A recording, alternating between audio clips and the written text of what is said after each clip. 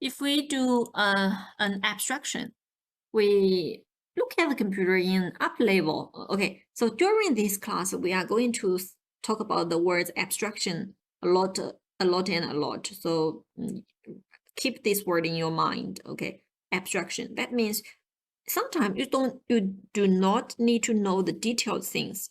You know about the up level abstraction. You look it from this viewpoint.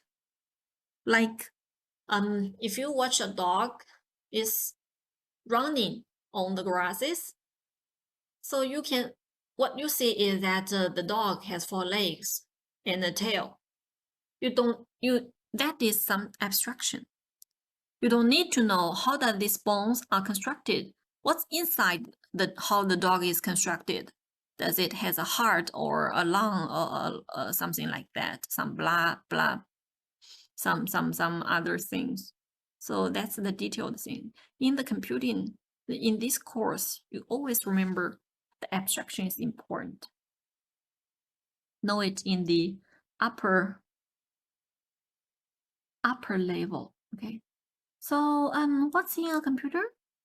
If we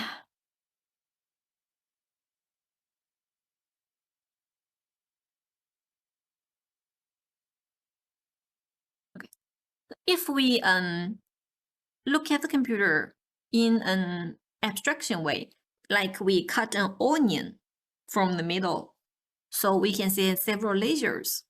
From the very beginning layer in the middle, it's like the information. It's what we say 0 and 1, how the information are represented in the computer. And beside that, we need hardware to accomplish this one, right? Everything is supposed to be on these hardwares. And then even though we have already known how to represent the data, and we have several hardwares, how we programming is the most important thing, that how we control this computing to do what we want it to do. That is programming. The machine or the computer cannot do it by itself. It is controlled by humanity. But how does it control? If we want the computer to go outside and go to the supermarket to buy a bag of apples, we need to give the computer constructions very clearly and in detail. So how we give them the constructions, that is we call programming. Okay. Everything done by the computer. Even though the computer did the computation very fast, it is very good at computing, but it is totally controlled by our human beings. We give them instructions, we do the programming to control them. Okay, so even though we do the programming, we still need operating systems to manage all the resources of the computer and to do an interaction between the machine and the human being.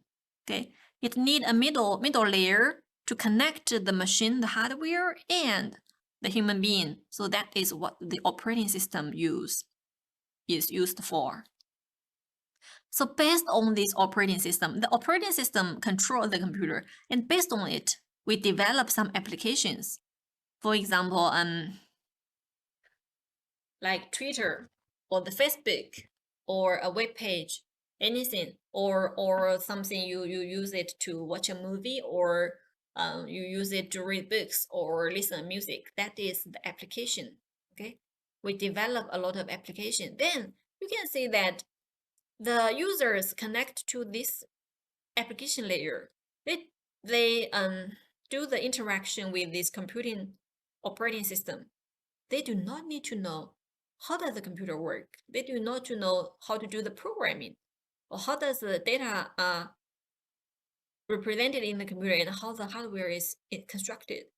So these 3 parts only cared by the computer engineering or computer scientists.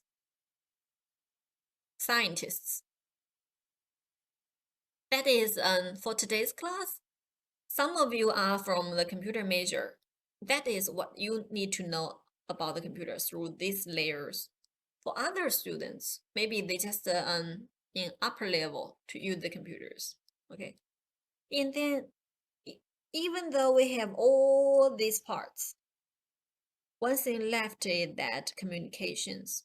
Okay, that means the internet, the web, the 3W website, the cloud.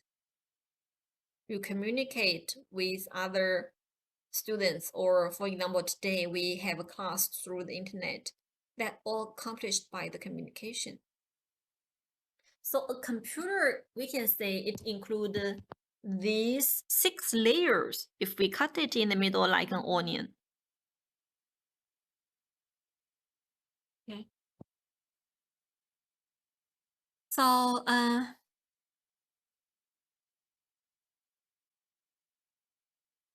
with the billions transistors in just your smartphone's computer can seem pretty complicated.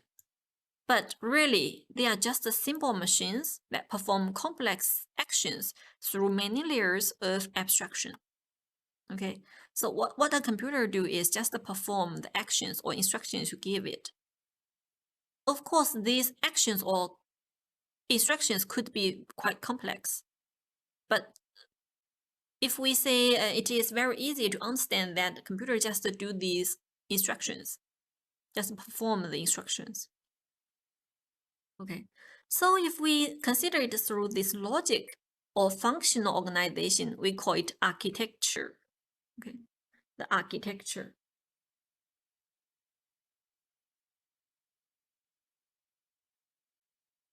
That means what the pieces are and what they do and how that they work, and how they are connected and how they work together, and what their properties are. And also like the physical structure, the logical structure, and the physical structure. The logical structure, we care about how that they connected, how they work. Okay, what's the property there? But from this physical architecture, physical structure, we just concern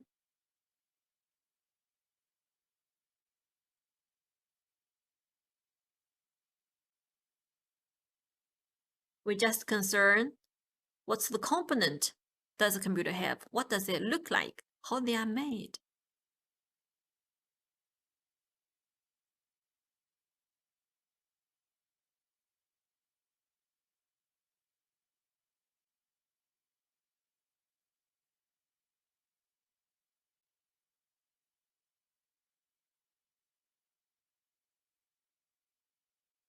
Okay, so if we write or draw a block diagram of a typical laptop computer, we can see we have the component like processor, what we call the CPU, the central processing unit. It's a processor, and it's supposed to have a RAM. It is a memory. Okay, it's a primary memory, random access memory, to remember a lot of instructions or a lot of data, store them in the computer. So we need memory. And the secondary storage memory. This is the contents, or the capacity. The capacity is much larger than this primary memory. It's like secondary, supplementary, okay, storage. So it's like hard disk or SSD. And we need a display or screen to do the output, or right, we need a mouse, keyboard, or touchpad to do the input. So this is input, this is output. This is do the processing, and this is do the memory.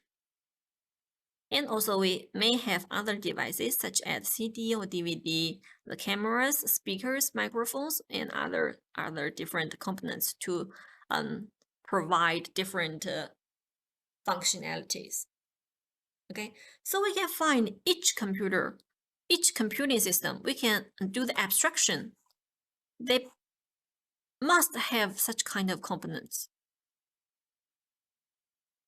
So we make a conclude. What major pieces does a computer may have?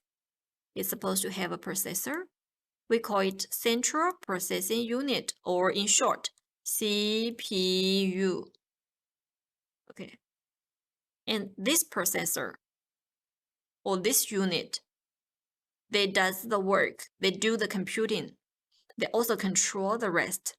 They do the computing and also do the control. Okay. And then we have a memory. Usually we have a random access memory. We call it RAM in the computer. It stores the instructions and data while the computer is running. Okay. And we also have some secondary storage such as disks. It stores everything even when the computer is turned off. And we have other devices, we call them peripherals. All these, we call it peripherals, okay? They construct other things in the computer. So this is what's in a computer. If we consider it in the logic organization or in the logic layers, it can be divided into 6 layers through the information, hardware, programming, operating system, application, and communication. If we consider it through this physical structure, it may include the processing, the memory, the input and output devices, and other devices. Okay, so this is we consider what's in the computer from different viewpoint, from the logic viewpoint or from the physical structure viewpoint.